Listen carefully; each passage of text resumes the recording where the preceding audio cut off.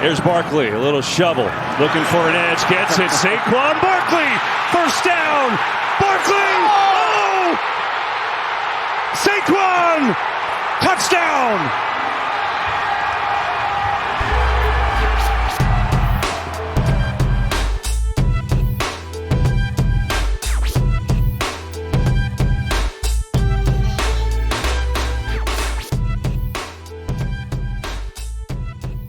Yo, yo, yo, yo, yo!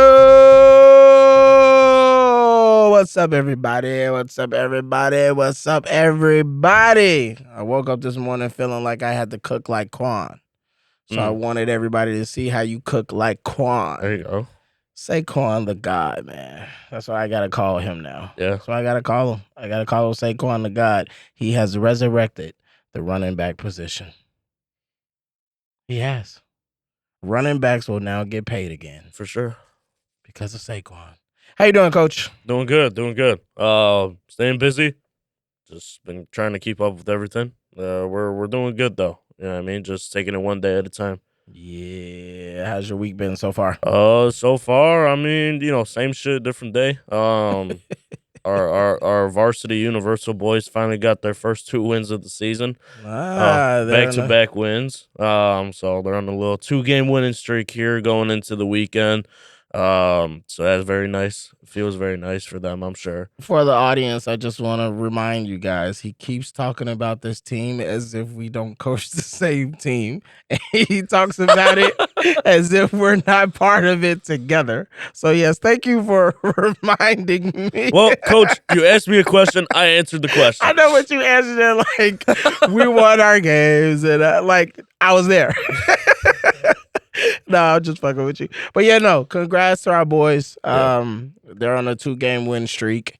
And it's been a very testing season. Obviously, this has pulled out a lot of our coaching tricks, bags, coaching stamina, our coaching patience, perseverance as well, dealing with a lot of things that's been happening this season. So it's very beautiful to kind of see some of the things that you've been trying to implement and teach and work on finally coming into full circle, into fruition, and seeing the fruits of the labor a little bit. So I'm hoping that these guys can recognize what they've done well over the last few games and can continue to do that. But enough of talking about them, because we talk about them enough. Yep. Let's get to this conference round of games that we saw. These AFC championship games, this NFC championship game. As we all know, the Chiefs beat the Bills and the Philadelphia fucking Eagles. Mm-hmm. I have to say it. Put belt to motherfucking ass on the Washington Commanders. Let's start off with the NFC Championship game first, because obviously we can kind of just rock that one and get that one out the way. Sure. The Eagles obviously are just the completely better team. They're more superior. Defensively, they are so stout, especially on their front line. Their front line is probably is the best in all of football, and probably will be the best front four in all of football for maybe another 3 years or so. I'll give it like that long. Their running game is absolutely something to behold.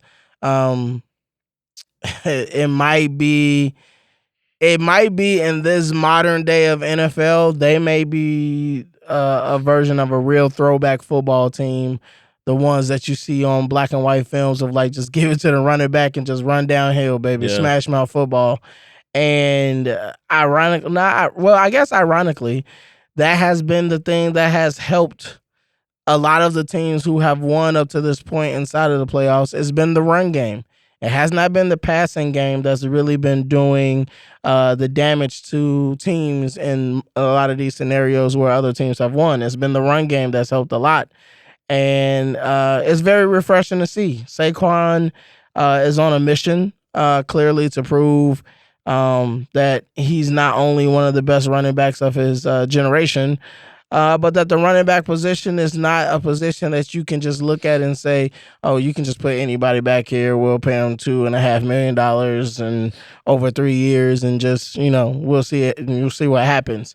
he has made the running back position, a prime skill position, as it always has been.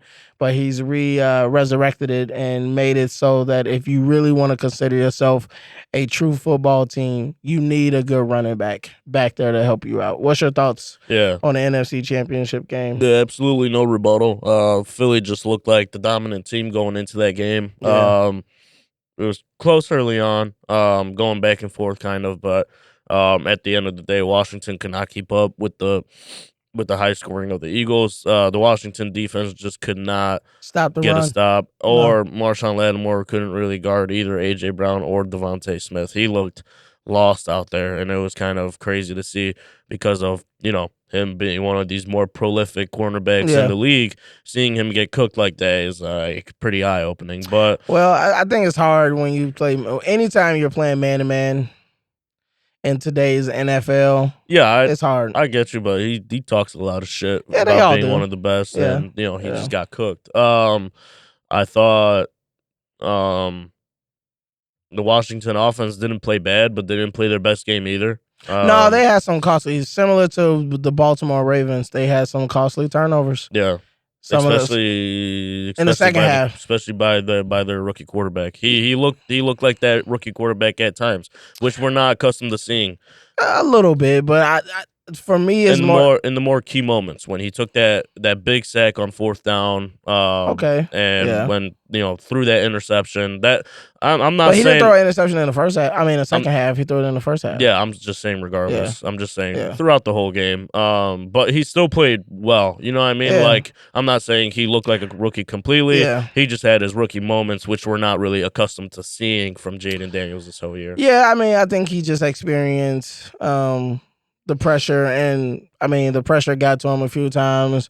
And he was still trying to make plays. But I think in that second half, what really messed him up was the veterans on the team that fumbled balls and didn't catch things, like stuff like that. Like Eckler had a fumble that was really costly, especially when the game was still in a little bit of balance. I think they were down 11 at one point on their way of coming back. And then on that next drive, when Eckler had that fumble, that's what really broke the doors off the hinges. You can't have fumbles like that in that type of moment. I mean, for the most part, Washington was really doing exactly what they were supposed to do as far as keeping the game close, leaving it into the fourth quarter, because had they been able to keep that game tight and close, there's a good chance that Jayden Daniels would have pulled out that, because he's been doing it all season. So I think when Eckler had that fumble, that kind of just took away all the momentum from that team. Yeah. But moving on to the AFC Championship, not too much that I have to say about this one outside of the fact that it just seems like nobody can beat Patrick. The only people that can beat Patrick is a retired NFL legend in Tom Brady, and another guy who at this point you can make an argument maybe just was on a magical season that year, and that's why Cincinnati was able to get to the Super Bowl that year, and that's Joe Burrow. Because outside of those two quarterbacks, it seems like Patrick Mahomes is that's the barrier. That's when you get stopped. Everybody can have a magic season up until they meet Patrick Mahomes in the AFC or divisional round. Whatever round you meet Patrick Mahomes, it seems like your season is over with. So I don't feel bad for Buffalo fans. I think this is just more so just a conversation to say, like, hey, Patrick Mahomes is just that great, and this just may be like experiencing what it was like for players to go against Michael Jordan. Yeah. Just adding on to that, it really is that Patrick Mahomes is Buffalo's like kryptonite. Josh Allen also did not play a great game that day either. You don't think so? Nah, not a great game. No, I mean, I think he played great, and I think he did exactly what you thought Josh Allen would do. He threw touchdowns. He had some rush touchdown moments.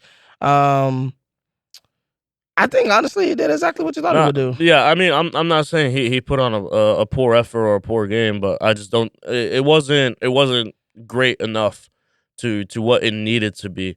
Like, yeah, it was great to Josh Allen standards, but it wasn't great enough to actually get them over the top and over the edge. He had to do a lot more. He had to outperform Patrick Mahomes, which he did not do. Okay. Yeah, that's why I think. But also, I think it's important to know, just real quick with this Buffalo team, Again, I think this is their third time making a deep run in the playoffs with Sean McDermott. I know a lot of Buffalo fans are frustrated and for whatever reason want head coaching change. I'm not too sure why they would want that to sack Sean McDermott. Well, anytime you consistently come up short, the idea is that somebody or something has to be the reason, and sometimes people just can't accept that the reason is just that somebody else in some other team is just better. Right. Yeah. It's I don't know why it's hard for people to just accept that, but just accept that the Kansas City Chiefs are just the Kansas City Chiefs. You didn't see Tony Dungy getting fired because the Colts kept losing to the New England Patriots. Yeah. It's the New England Patriots, dog. I mean, what do you really want the Colts to do? You know, at that time. Yeah. I mean, obviously, maybe you make some different personnel change, but that's history. But Yeah. I don't know why the Buffalo fans would want that. You just have to find a way to retool this team, figure out and look at exactly what pieces and components were missing to the formula to beat a Kansas City Chiefs team, and we may find that out. Later on, we'll get into our predictions and we'll see. But let's play our favorite game, Coach. Yes, sir. Our favorite game. Who's cooking and who needs to stay the out the kitchen? Number one on Who's Cooking, Patrick Mahomes. Patrick Mahomes. All right, Mahomes. 288 yards, 18 for 36.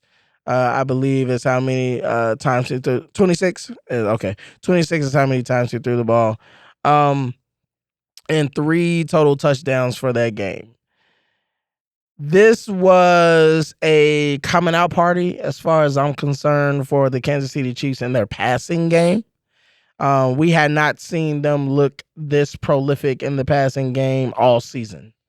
And when they needed to dial up a good passing game, they dialed it up, which is why people will continuously have this feeling that the Kansas City Chiefs are dangerous, because they can literally beat you any and every type of way. Yeah. But for Patrick Mahomes, what a day, what a time to show up and remind the world that regardless of how your season went as far as stats goes, when the pressure is as highest, you are still the greatest fucking quarterback in the NFL right now. Yeah, no doubt.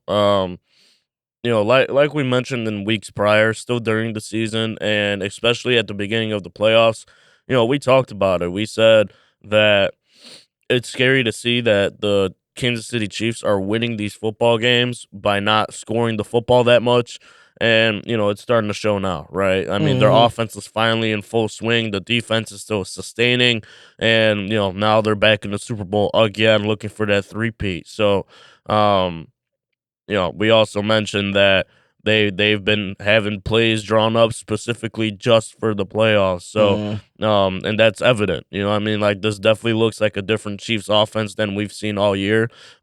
Granted, they've been really banged up as well. Yeah, they've had a lot of injuries. At their skill positions. The interior has seemed pretty solid. Aside from a couple of guys, especially the tackles, but yeah, those skill position players have been in and out. So again, they've pretty much got everybody back except for Rashee Rice. I'm sure he'll probably be back for the Super Bowl. Yeah, possibly. If he is, who knows how effective he will be. But yeah, great game for Mahomes and company for sure. Yep. All right, pivoting to the NBA, another guy that I want to talk about is Shai Gilgeous-Alexander. There we go. This boy right here, he is definitely cooking. He recently pulled off a 50-point game. He has his team number 1 in the Western Conference. Arguably, I think the Thunder right now have the best record in the NBA. And somehow he is still behind Nikola Jokic for MVP. I don't know what the fuck else Shai Gilgeous-Alexander would have to do. But I think it is a crime for him not to be the front runner for the MVP right now, based upon where his team is positioned, what he's doing on the basketball floor, The fact that he's not really working with any other true all-stars around him. Chet has been hurt for most of the season. Obviously, people want to now boost Jalen Williams to an all-star caliber type of player because obviously you don't want to write this narrative like Shea has no help because it won't help you if you're trying to give Nikola Jokic the MVP once again. So I don't know exactly what he has to do, but right now, as far as I'm concerned, SGA is the MVP of the season. SGA is probably considerably the best player in the NBA right now, in my opinion. So people can be mad at that. I'm sure people are going to clickbait it and hot take it and be like, this guy is fucking insane. But I have been watching Shea for a very, very long time, and all this kid does is get better and better and better and better. He improves year after year after year as a basketball player and as a leader, and it's time for his respect. It's time for people to recognize just how fucking great he really is. Yeah, I agree with you as far as him should definitely be the front runner for that MVP award. We've seen years prior. I mean, it's really just become like the big man award. Like they've been giving it out to Jokic, to Embiid, to Giannis, kind of guys that just fill the whole stat sheet with rebounds, assists, and points. So I don't think it's going to be tough for Shea to get there just because of how successful the Thunder are.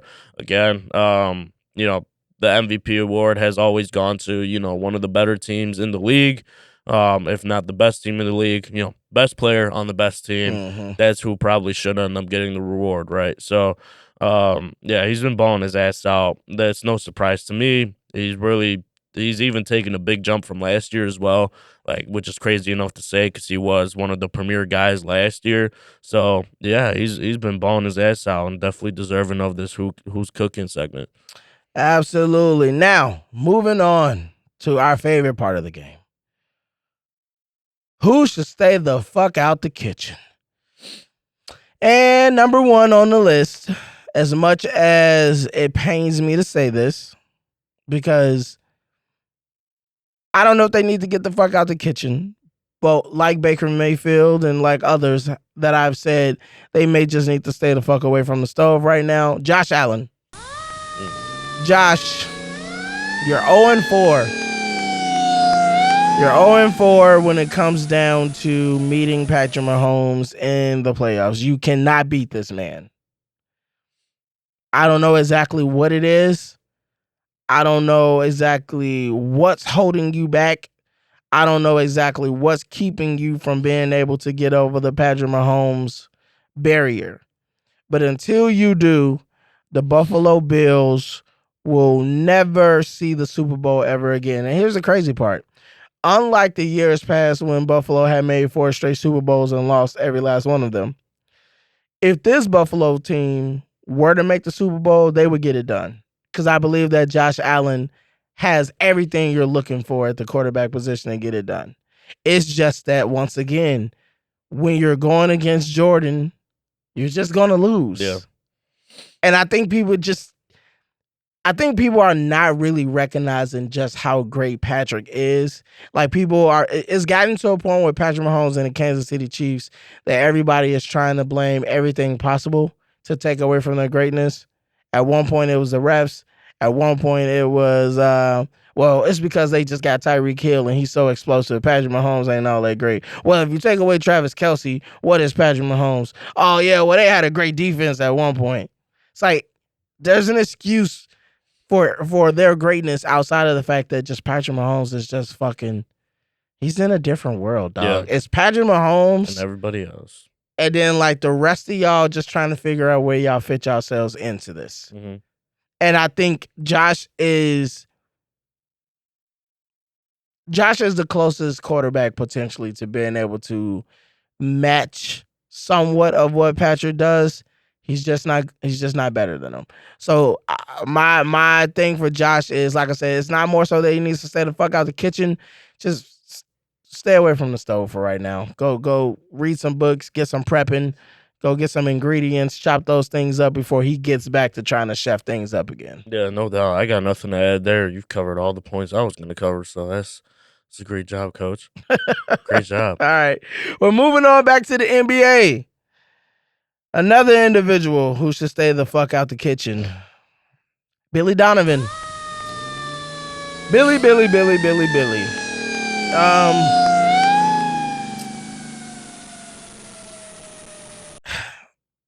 You don't know how to use your rosters ever.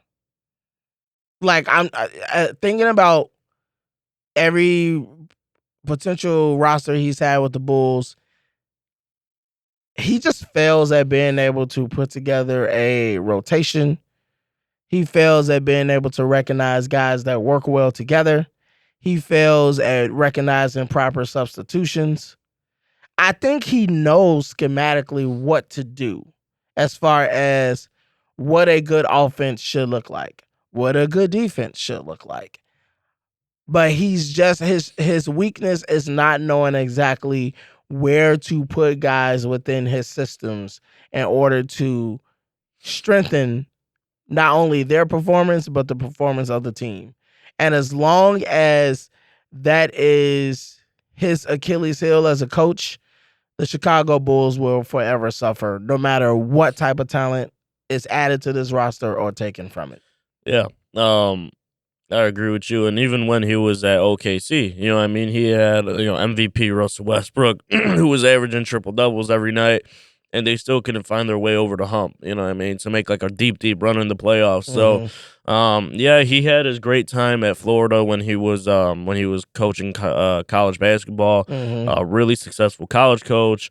But, as we see, that doesn't directly translate into the NBA, right? Completely different ball game, completely different play styles, egos, all of the above. So, it's just frustrating to see what's going on with the Chicago Bulls this year, especially when you have a young talent in Matas Buzelis, and you're still trying to give Patrick Williams minutes, even though he's not starting anymore.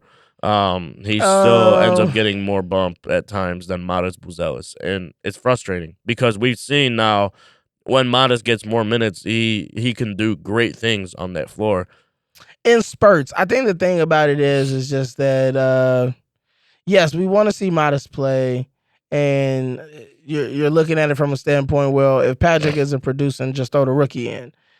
Yes, I understand that, but I think if Matas were to play 30 minutes a night every single night, there would be glaring flaws and glaring problems that we will recognize. But how else to correct them than to actually let him play and see those flaws and let him fix them? You know what I mean? I don't want him playing 30 minutes a night. I want him playing more than Patrick Williams, though. Why?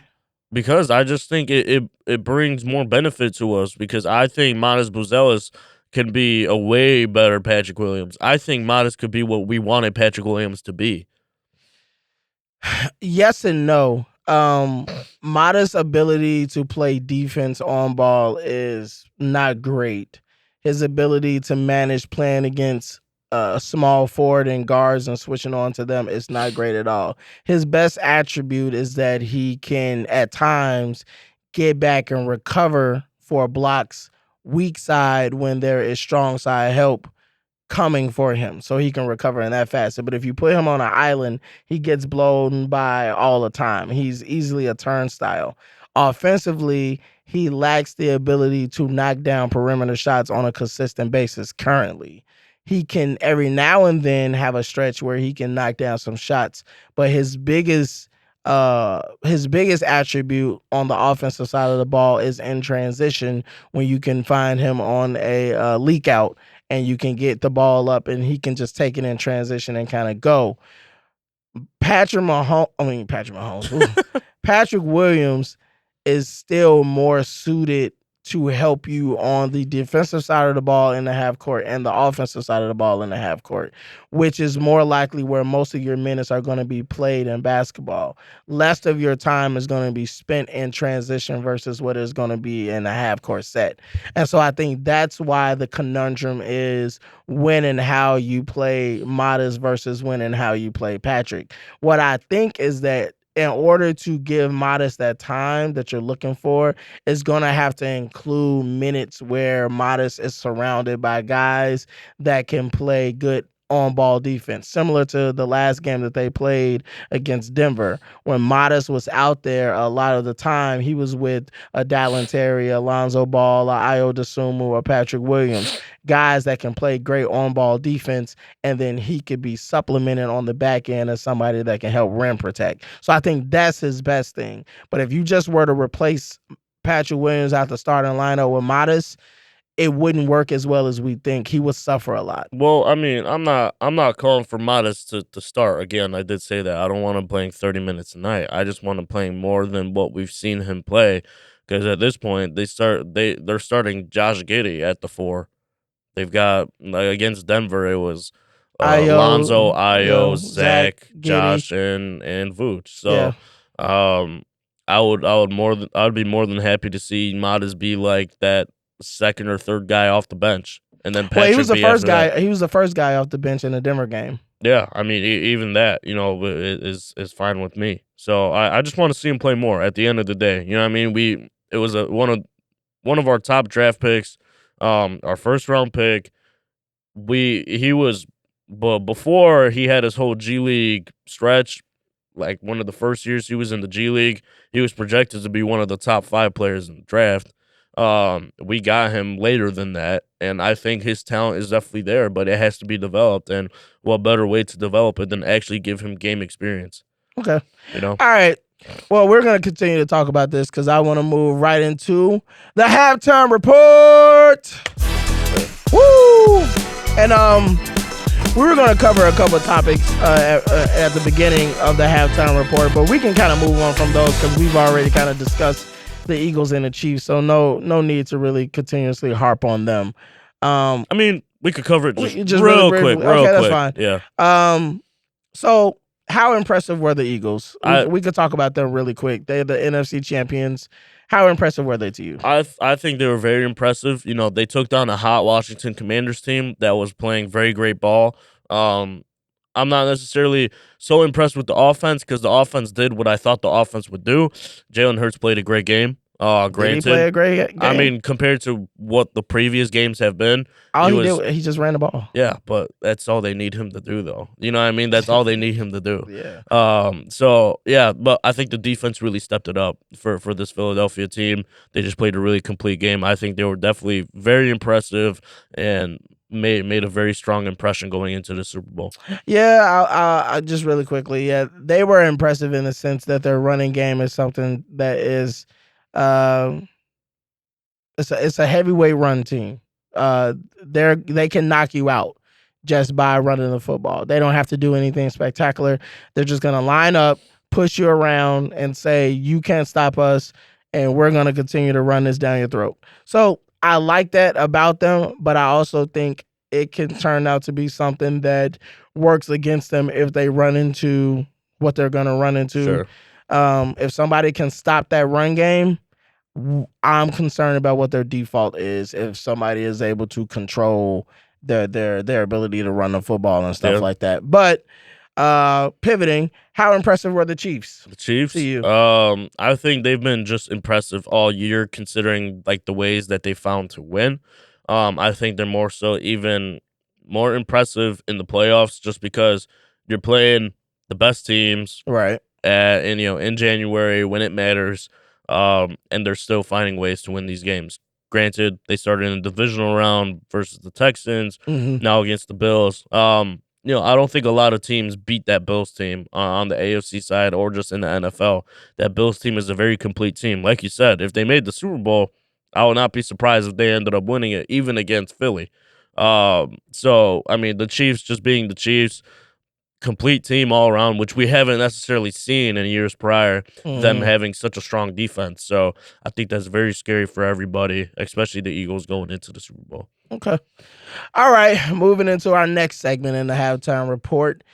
Let's get back to the Chicago Bulls. And one of the things that I wanted to talk about really quickly was this rumored report about the Bulls being in on a trade for Bradley Beal. But recently it's been reported that Bradley Beal has no interest and wanting to come to the Chicago Bulls. He has no interest in waiving his no trade clause to go to any team where they experience cold weather climates. So that leads me to believe, one, I'm glad that the Bulls are not in on this and that they won't have a foot in this, outside of maybe being able to move some supplemental parts in this to make this kind of big blockbuster trade work. So I'm hoping that the Bulls can be like a fourth team in this, where we don't take on any like crazy salary, but maybe we're able to shed some guys like a Torrey Craig or a Javon Carter or something like that to kind of help other teams facilitate the trade. And then in the midst of that, maybe we're able to pick up like a 27 first round pick or something like that in the midst of being able to help facilitate a deal. So I'm hoping something like that happens.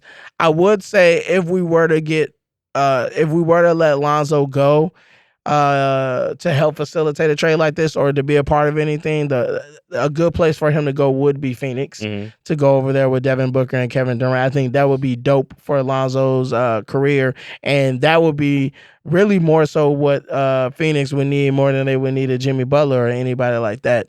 But what were your thoughts when you initially heard that the Bulls were potentially in on a Bradley Beal trade, and then now that you've heard the news that he has no interest in waiving his no trade clause to come to Chicago, how does that, between those few days of all of that information, how did you feel? Yeah, I started very angry and now I'm very happy. Okay. I was very upset to hear that the Bulls are even pushing to get Bradley Beal, considering they would probably have to trade Zach within that to even make the contract work. Or they would have to package like Vucevic and Lonzo together. Exactly. And it's like I like some of the key pieces we have. I like Zach. I like Lonzo. I don't really want to move those guys. Right. So, I mean, and then Bradley Beal's contract is fucking absurd for what he does on the basketball floor nowadays. He just isn't the same Bradley Beal as of old. His contract does not reflect what he does on the floor anymore. Right. It definitely did when he first got the contract, but as soon as he moved to Phoenix, everything went downhill from there.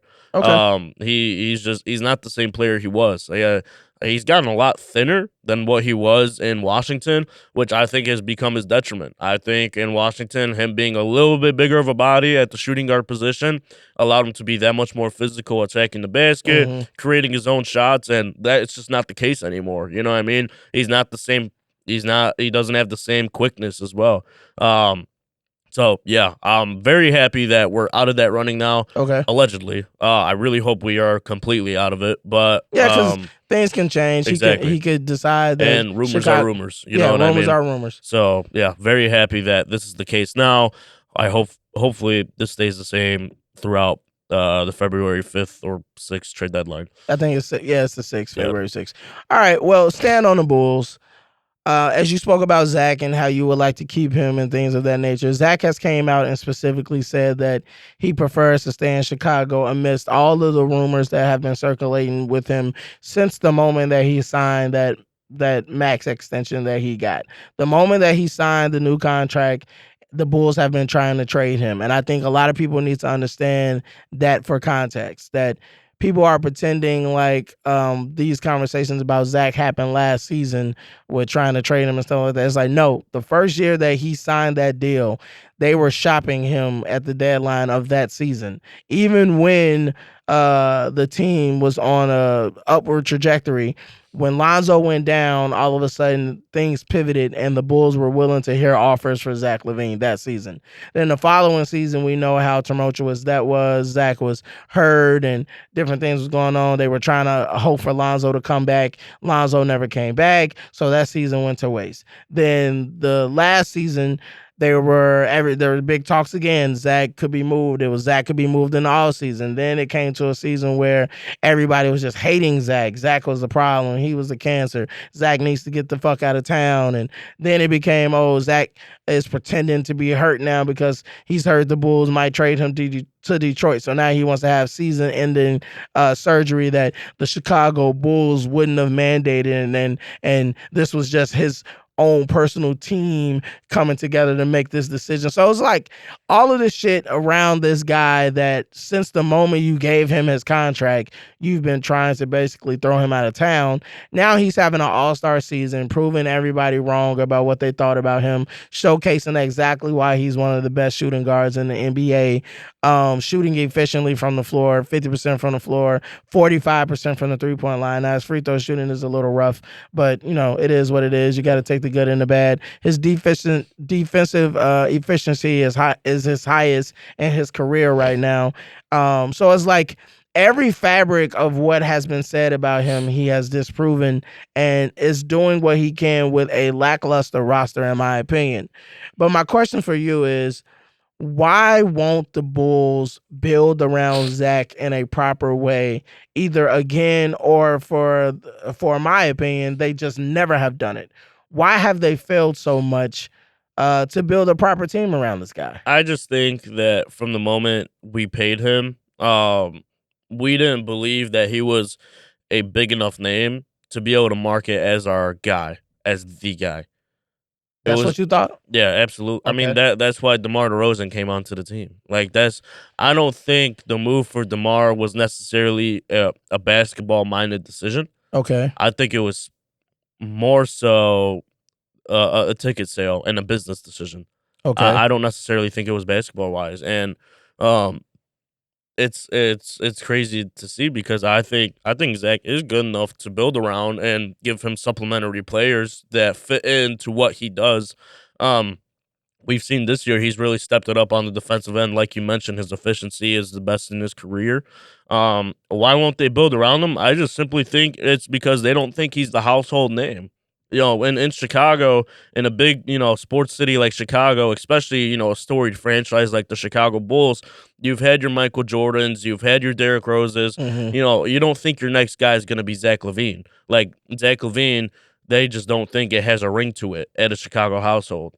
And really? Yeah, you don't think they think he's marketable enough to be the number one guy in Chicago? I don't think so, man. And I think it's really the way he plays 2 times. I genuinely think so. Yeah, I don't think 2-time slam dunk champion, 2-time All-Star. That's not enough. I think they could to market. They believe he could be number 2, but he ain't one. He could be top 2, but he ain't one. That's for sure. So there's no need to build around him because he's not the number one guy. I think that's what the front office believes. Yes. And they would rather tank this season or not tank the season, but be competitive while also trying to maintain draft position than actually make a good trade and compete, and try to actually make the playoff, not just to play in. And why? Because they failed with a DeMar DeRozan, Zach LaVine, and Vucevic trio. So now is no need to build around Zach. Because in their mind, DeMar was their number one, and it didn't work. So now they're already looking to move Vooch. I would bet. If I were a betting man, I would bet that Vooch is gone by trade deadline. Well, yeah, I think there's a strong chance that Vucevic will probably be gone to either Dallas or Golden State. One of the he might end up going to Los Angeles as well. I don't think the Lakers are going to make that trade for Vucevic. I think they're probably going to find out a way to make a trade to get somebody like a Valanciunas or somebody like that. I don't think they're going to. I don't think they may or may not, but I think there's a stronger chance that the Bulls get something done with the Warriors or Dallas because he fits those teams a little bit more. What you need from Vucevic in LA is not necessarily what the LA Lakers need. They need a defensive-minded center that will allow AD to kind of roam and do his thing. That's not Vucevic. No. What Vucevic can bring to the Warriors and Dallas is an additional scorer and a low post scorer and somebody that you can run the actions through off the high post whenever you don't have Steph in the game or whenever you don't have like Luka in the game. It gives you an additional playmaker. So I think that's where he benefits more. But my response to they won't build around Zach, I think it's not that they don't want to build around Zach. I think it's, you know what? Actually, take it back. I think they don't want to build around Zach because they have bought into the media feeling of Zach isn't quote unquote a number one guy. And then I think they also don't want to build around Zach because then it will make them look foolish. Because this entire time, Zach has been used as a scapegoat for the failures of the Chicago Bulls. And so if you properly go about the business of building a team around him that becomes successful, then it looks like the entire time the problem has been this stupid front office not doing the right things that they should have done. Essentially, what I feel about Zach LaVine is that he's the Justin Fields for the Chicago Bulls. In my opinion, he is the guy that has been serviceable during our bad times, but once we try to pivot to actually being a functioning organization, we're probably going to move on from that guy. And I think that's what's going to happen with Zach. They're probably going to hold him for the rest of the season. And if they can position themselves for the 2025 draft, they're going to think that they're going to draft somebody like, let's say we luck up and get like the number 3 pick, number 2 pick, just for shits and giggles, just for the sake of argument. If they're able to get their hands on a Dylan Harper, Zach LaVine is out the door. Okay. I mean, possibly. I have no idea. I would really like Zach not to be moved, considering him not wanting to leave either. So, I wouldn't be surprised if that were to happen too, though. You know what I mean? All right, pivoting back to the NFL.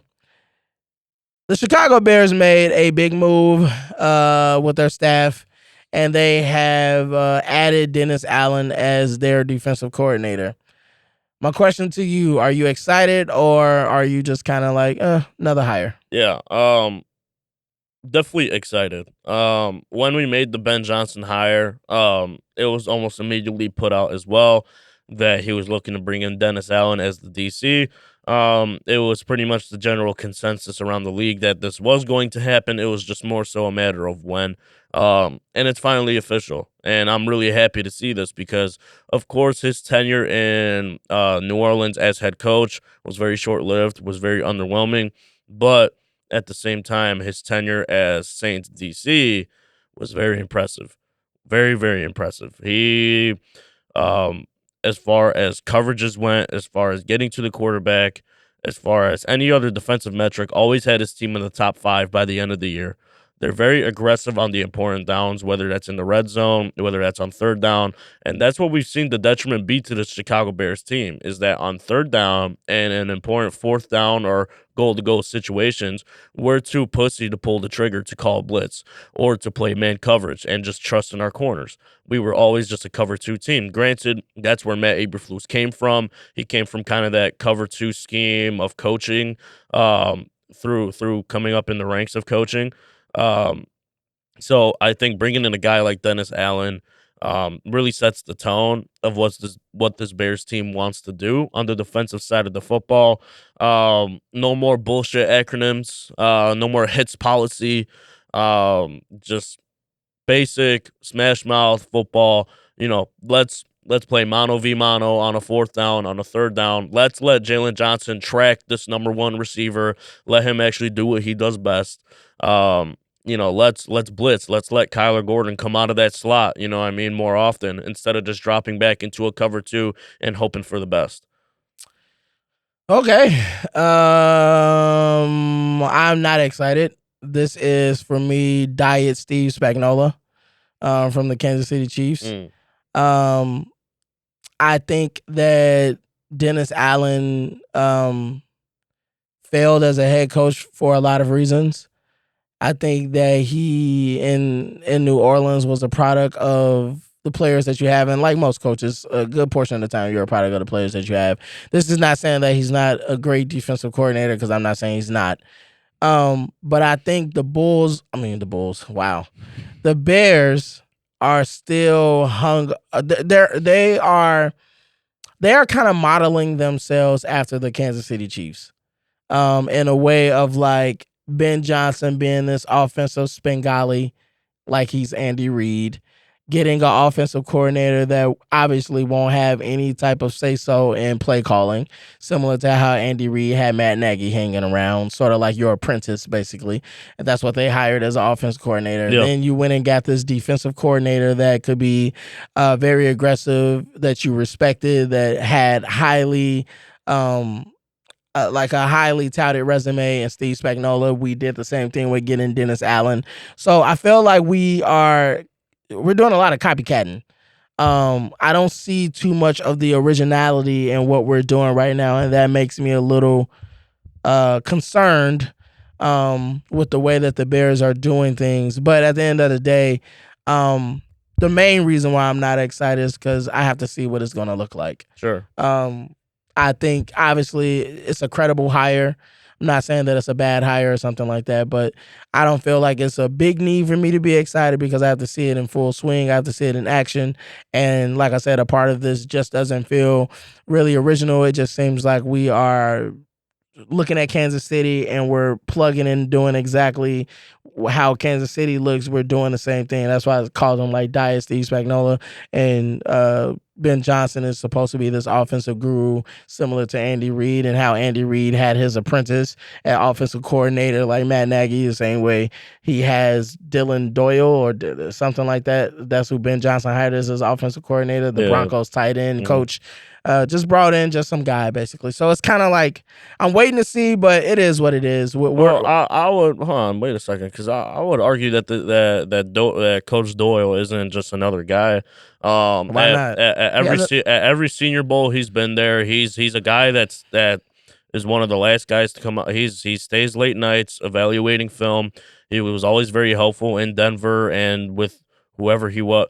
He's 28 years old, Coach. He's very, very young. I mean, right. That's why he's like his apprentice. Yeah, but I'm not arguing the fact that he's his apprentice, because he absolutely is. But I think the move for Ben Johnson to get Doyle, which is funny because Dennis Allen is on the screen, but we're talking about Doyle more. So, just for this little moment, right? Yeah. I think it was important for him. I think he sees in Coach Doyle a little bit of himself, a guy that's going to be very motivated and pushed to really study the film, really study the analytics, a guy that's young and can connect with these guys, and that could eventually grow into being a head coach. I mean, I saw when the hire was made, I saw, again, the stories came out where, you know, when people were talking about him at the Senior Bowl, or, you know, whenever he was scouting other players, that, you know, this could end up one day being a good offensive coordinator. This is a guy that is very highly driven. He's self-motivated, and, you know, you don't need to tell him what to do. He just does it. And I think that's exactly what Ben Johnson needs, because he's going to, at the end of the day, he's going to be the play caller. We know that. Right. And, you know, there isn't necessarily a need for like a great OC to come in, because you already have. Yeah, that's what I'm saying. Like, yeah, that's what I'm saying. Like, this guy's. But I don't think it's a copycat to the Chiefs system, though, because, I mean, the Chiefs system, but the way that the Chiefs design their coaching staff. I don't believe that either, because why not? It's the same. Dennis Allen is a two-time head coach. He coached in when the Raiders were still in Oakland in 2012 to 2014. And did bad. Yeah, but then he came over to New Orleans and was a DC for a sizable amount of time and won did a Super great. Bowl with Sean Payton as head coach. So I mean that's what I mean. You're bringing in experience. You're bringing in talent. But that's the same thing. That's the same thing Kansas City did. You brought in Andy Reid, brought in Steve Spagnuolo, who was talented and a highly regarded defensive coordinator in all the places that he went to, and then he got him an apprentice at offensive coordinator, Matt Nagy, and guys like that, people that he didn't necessarily have to concern themselves with as far as being the play caller, but just additional hands around to watch some film and stuff like that.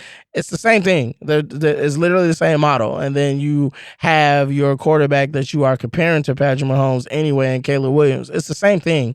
For me, that's why I'm just kind of like, I keep reiterating this same thing, that like you cannot carbon copy greatness and expect to be great yourself. Doesn't work. You can't outdo that greatness. Like, no matter how much I love Kobe, I'm never going to say Kobe is greater than Mike, because I know that Kobe took everything from Mike.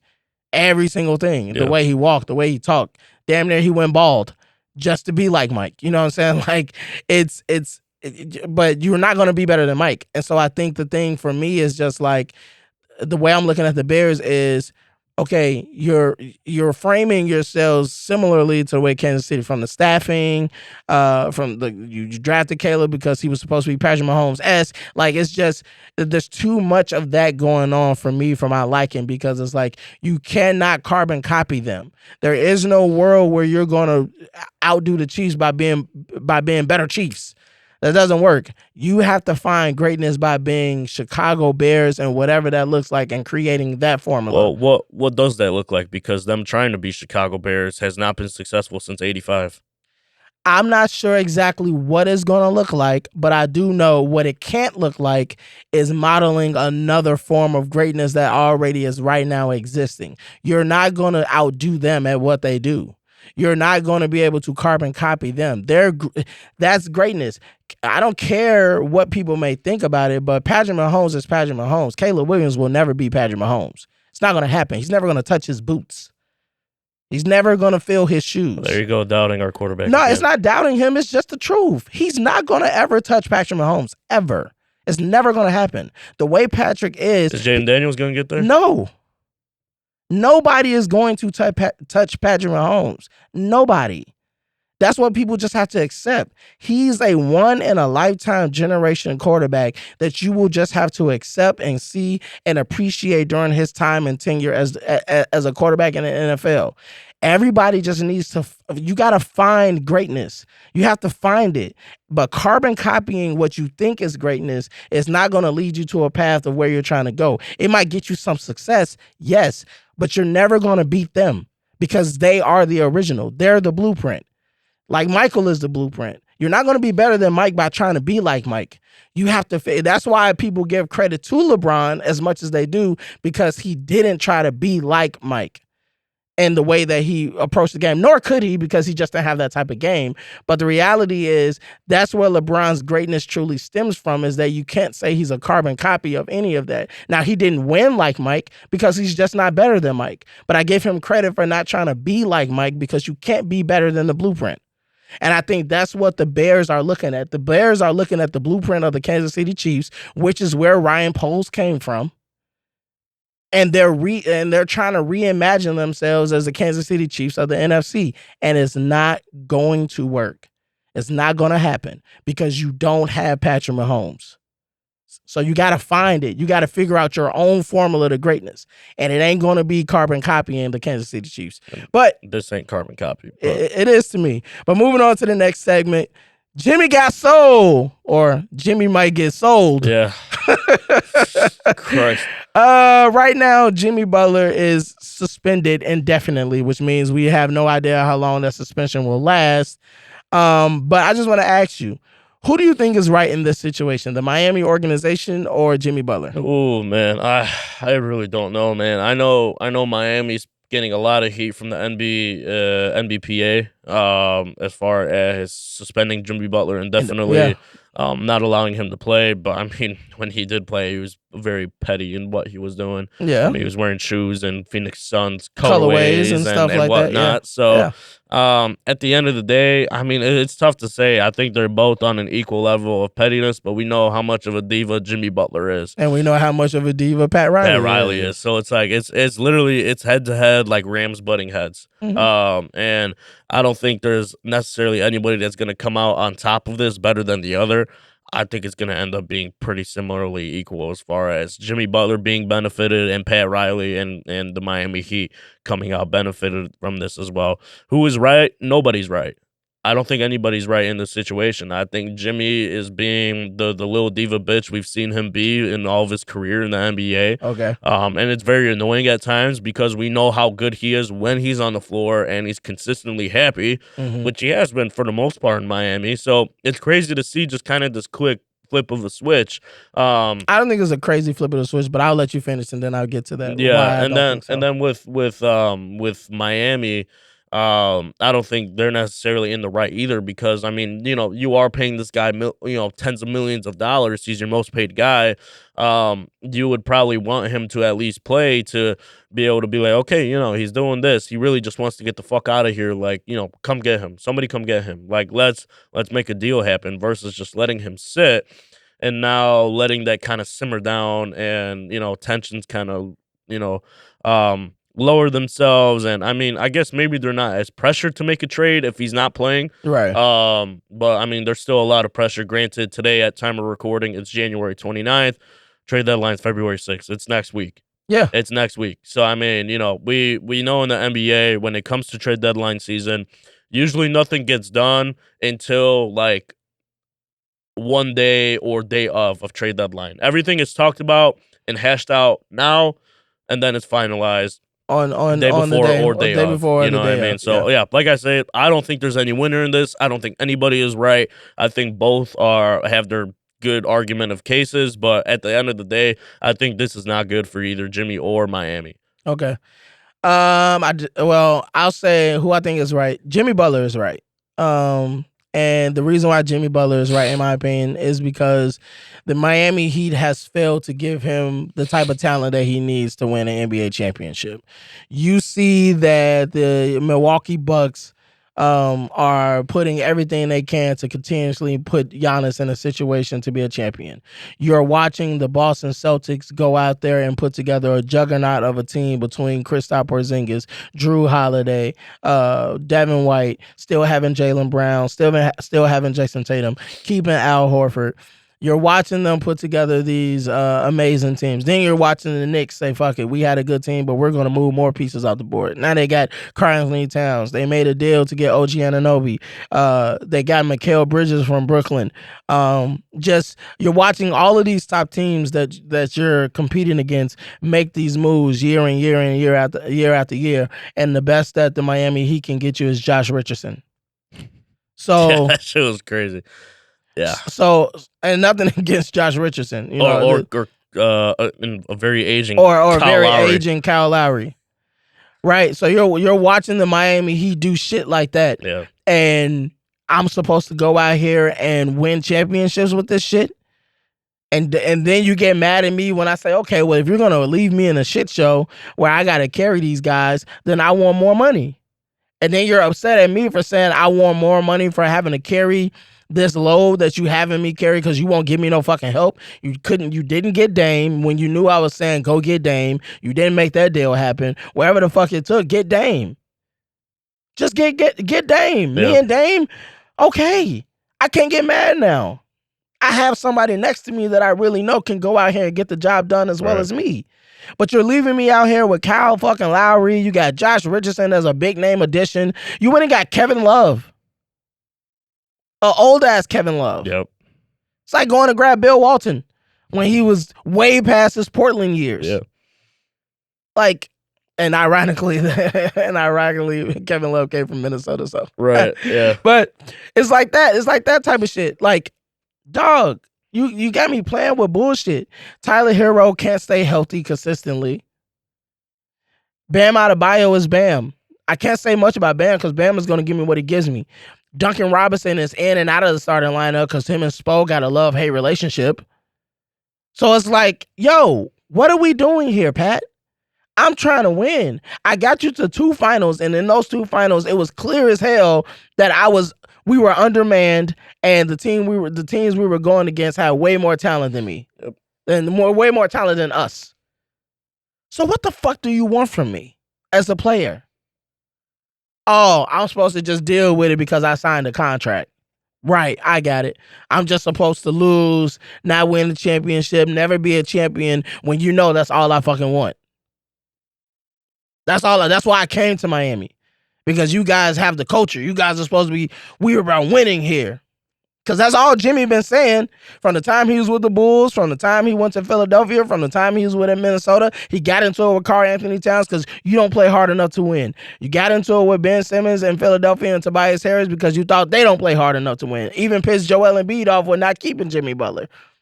He leaves Chicago because Fred Hoiberg is a bitch of a coach. Too soft. Doesn't want to do anything hard enough to make the team play harder. So every situation Jimmy leaves is because nobody is serious about winning enough for him. So the marriage of him to the Heat was perfect because that's supposedly supposed to be the place where they want to win. Right. But you ain't showing that you want to win. You can't tell me that you want to win and you watching what the Knicks do, you watching what the Bucks. Hell, the Bucks even right now are still saying, fuck it, we don't have enough. Yeah. We got Dame and Giannis, and that's still not enough. We ready to move Middleton, Portis, Lopez, whoever, whatever, Connaughton. We ready to move all these motherfuckers out if we have to get us somebody that can help us maintain the ability to win a championship and get past the Knicks and Boston and hell at this point Cleveland. So Jimmy is surveying the landscape and saying, y'all have not been giving me real help for the last 3 years. So now y'all mad at me when I'm saying, okay, well, if y'all gonna leave me in this shit, at least compensate me handsomely. Give me an extension. We're not doing that. You're old now. Also, now y'all want to be Mr. Business people. So now y'all want to play hardball and be business. See, I think where the translation is being lost is that, like, I agree with you that him demanding the trade was absolutely right. But the way he's going about himself through this demanding the trade process is very, very incorrect. Why? They won't trade him. Yeah, trade me. But he's just sitting out and he's being petty about it. Like, because you won't trade me. He's being a little kid about it, coach. So, okay, so I get it, but at the same time, the guy's making fucking $50 million in the NBA, and but you don't see other guys act like this when they're demanding trades. Yes, you do. James Harden did it. Ben Simmons did it. The only person that's never had to pout to get not pout, but the only guy that hasn't had to pull certain type of stunts to get their way is LeBron James. But it's LeBron James. Everybody else has had to go down the specter of saying certain things, doing certain things, missing certain games. Well, that's how it's had to be for everybody.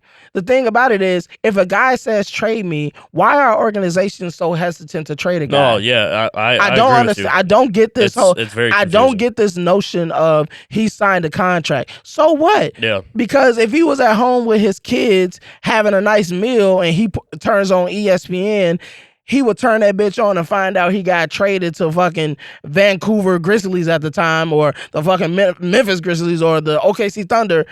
And nobody would have a problem with that. Fans would be like, well, that's just the NBA business. But somehow, when the player is saying, I don't want to be here anymore, now all of a sudden it's a big ass problem. I don't get this paradox that fans live in, and even some media people who try to make it seem like the team and the organization, because you signed a contract with them, they can ultimately do whatever they see fit with your livelihood and your life and trade you anywhere they want to. But you, as an independent contractor, which is exactly what basketball players are, independent contractors, you have no right to go in and say, oh, things aren't working out here.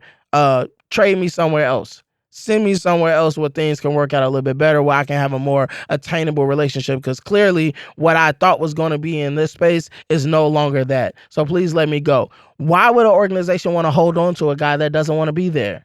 And then be upset and shocked when that person that's told you I don't want to be here starts giving you lackluster effort. How in the hell do you think? That's why I just say both parties are not right, because of the extremes that Jimmy has gone to, as far as compared to the rest of the NBA players when they've requested trades. He's gone to the very extreme, and he hasn't. He's done the same. James Harden wore a fat suit. Yeah, okay, he wore a fat suit. He still played. And he played terrible. He still played, though. But he played terrible and wore a fat suit to try to get out of Houston, which he successfully did. Which whatever he did, but then he went elsewhere and did all. And then he did the same thing in Brooklyn to get out of Brooklyn. Right, yeah. And then he did the same thing in Philadelphia. So does that make it correct? Does that make it okay? It makes it okay in a sense of, like, if I ask you for a trade and you won't trade me, what else am I supposed to do? If I want to leave, I want to leave. What else am I supposed to do? I get that. And if I play and I get hurt, then what? Then what? Nobody looks at it from that perspective. If I go out there and I play super hard for a team that I don't want to be with, and a team that really doesn't want me now, and I go out there and I get hurt, especially if it's a contract season. Now, people might say, oh, well, Jimmy got 1 more year as a player option. But if he gets hurt, that player option may be his last big contract. That may be the last big money he ever makes, because it's coming off a season where he had an injury. So now teams are looking at it and going, well, shit, he had to take that player option because he wasn't going to get another additional contract. So the risk is not worth it from a player perspective. I'm not going to go out there and play hard for a team I no longer want to be with. And for an organization I'm not talking about the playing hard part. I'm talking about all the other shenanigans. I would if I was in his position, I would have sat out too. I would have also gave lackluster effort because yes, I am making $50 million. This might be the last big contract I get. Right. It makes sense not to get injured. You know what I mean? Yeah. It makes sense not to give your full effort for a team you haven't felt giving you their full effort. Like Absolutely. I get that. I Absolutely. just think all the other shenanigans are just not necessary. But what's the other shenanigans? Just talking in the media? No, I mean not just talking in the media, but like the other colorways of the shoes when you are playing, because he decided he was going to play those games. Is that really a big deal? The It's colorway of the petty shoes? though. It's so petty. It's just petty, and like that's just unnecessary.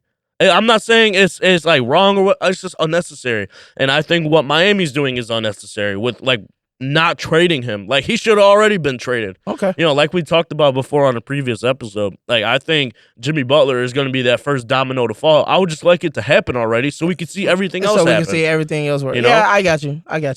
All right, moving on to the halftime predictions. Here we go. Need our theme music. Yeah. There we go. All right. We have the Super Bowl coming up. We do. We have the Super Bowl coming up. Now, it's 2 weeks away. Bowl 59. Yeah, Super Bowl 59. So we'll have time to digest and think about and talk and analyze and do all of our fun shit. That's a beautiful graphic. The beautiful graphic of the Super Bowl that is coming. Now that we know it's going to be Kansas City and the Eagles, I don't want us to predict who wins. Okay. But I want to ask 2 questions.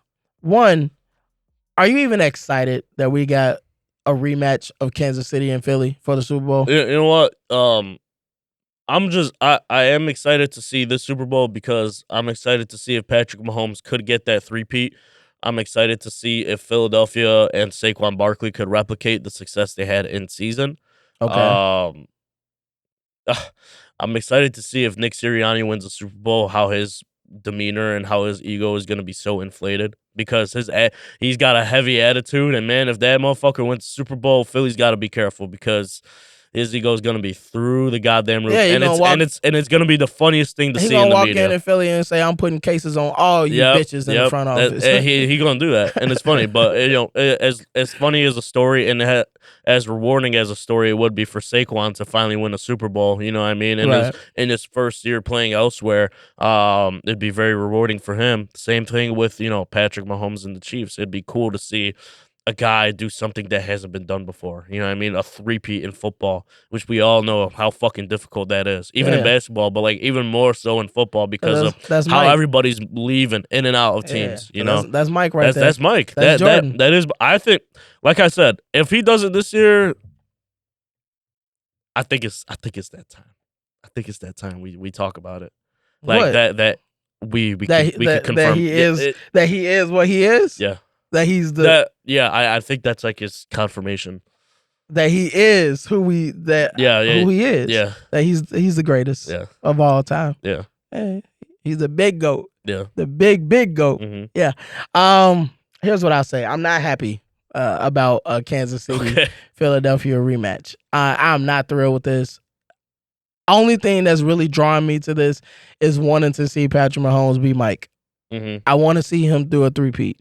Right now, everybody is like, fuck the Chiefs, anybody but the Chiefs. Nobody wants to see the Chiefs win, and that's exactly when they need to win the most. Yeah. When everybody want to see you lose. It's like Floyd Mayweather, baby. It was the same shit last year, too. No. Well, yes and no. I don't think it was as heavy as it is right now. Like, people are really calling themselves, it's like a hashtag, we're chiefed out. True. Like, people are really at a point where like people that don't even want to root for Philadelphia at all are now rooting for Philadelphia just because they don't want the Chiefs to win. And I think that is the best thing when you have that type of situation going, when guys want you to lose so bad that you still win anyway. I think that's the best space to be in as a competitor. Absolutely. When everybody wants to that brings out more out of you when everybody want to see you lose than anything. It's not really fun when people want to see you win because it don't make you it don't motivate you as much. But when everybody want to see you lose, that's when I just want to be the biggest dog I can be. Yep. So I love this. I love this for them. Also, I will say this: if he does win, and the Chiefs and Patrick Mahomes pulls this off, this will probably be the greatest test of his Super Bowl career because this Philadelphia Eagles defense is no joke. They're legit. They are no joke. Especially with the play calling of Vic Fangio. Yeah, from the front four to their secondary, they are no fucking. This is not no easy come in and the Chiefs just do whatever the fuck they want to. No. This is not that type of party. No, they're in the Super Bowl for a reason. Yeah. So I'm not excited because it's Philadelphia, and I wanted them not to get to the Super Bowl because of what they did to Saquon. I'm gonna let Moo know you said that. Yeah, let them know. I don't care. I don't want them to win because Saquon should have got that record. But I will say this: if the Philadelphia Eagles do win, then I guess it would be NFL poetic justice, because the reality is they sat him so that they could make a Super Bowl run and ultimately win the Super Bowl. So if they actually do win the Super Bowl, then they're vindicated. Yep. Everything is like, see, this is why we sat him. We know what the fuck we're doing over here in Philly. So if they win, then they can feel validated for doing everything that they did. But I want to see Jordan. I'm showing up to see Jordan. I want to see Jordan pull this off. And why everybody doesn't want to see it, I think people are gonna find out what I meant when I said earlier about how you cannot carbon copy this. Yeah, you cannot do it. This over here, this Kansas City situation, 1 of 1. It's 1 of 1. Same way New England was. Same way the Steelers were in the 70s. Same way the Cowboys were in the 90s. They are 1 of 1. You can't carbon copy it. And we're going to find out on the biggest stage at the biggest test in the world whether or not this is going to be true. Yeah. Yeah. So, but no predictions on who's going to win. No predictions. Yeah, we'll do that next week along with some of the betting lines that are going around. We'll see kind of like the over-unders. And we'll actually spend some time breaking down the Super Bowl and what we think should be the ways that either team can attack and different things like that. But we'll really take a deep dive into that. Man, it's crazy. We're in week 18 of this podcast. We've pretty much gone as the NFL season is gone. Yeah, we started this with the NFL season. The NFL, and now it's winding down. It's crazy to see, and I'm excited to see what we got planned for you guys ahead. We got a lot of plans for you guys. A lot of plans. You know what's great? By the time the Super Bowl is ready to go, what's that, episode 20? Well, the Super Bowl isn't it? It'll be episode 20 after the Super Bowl. Is it after? I think so. Yeah, it is after. Because next Sunday this coming Sunday is the Pro Bowl. Right. And then the one, so we're gonna episode 20 is gonna be right after the Super Bowl. Yeah. Episode 20 gonna be lit. Oh yeah. That's gonna be lit. That's gonna be fun. That's gonna be lit. All right. It's been another episode of the Halftime Podcast. It's been episode, what's this? 18? 18, man. Episode 18. All right. You guys stay tuned. We do have some news coming. We did tell you guys that once we got to 200 followers on Instagram, which we have, and we're building up the subscriber. As a matter of fact, I do want to tell everybody before we go, please watch our videos on YouTube. When you watch them, like, comment, and also subscribe. Yes. Share and do all of those wonderful things, because we need and we love your support. We love the fact that we are growing our community on Instagram. We love our TikTok community that we're growing. And we love all the engagement that we're getting. We're having some very fun back and forth conversations in the comment section. We love it. We want you guys to keep expressing your opinions, good, bad, and different. All of it is good for us, and we love it, and we love talking to you guys. So yeah, this has been another episode of the Halftime Podcast. This is Coach Malcolm. This is Coach Conrad. And as always, you know what it is. See red and bear down, baby. Take care, folks.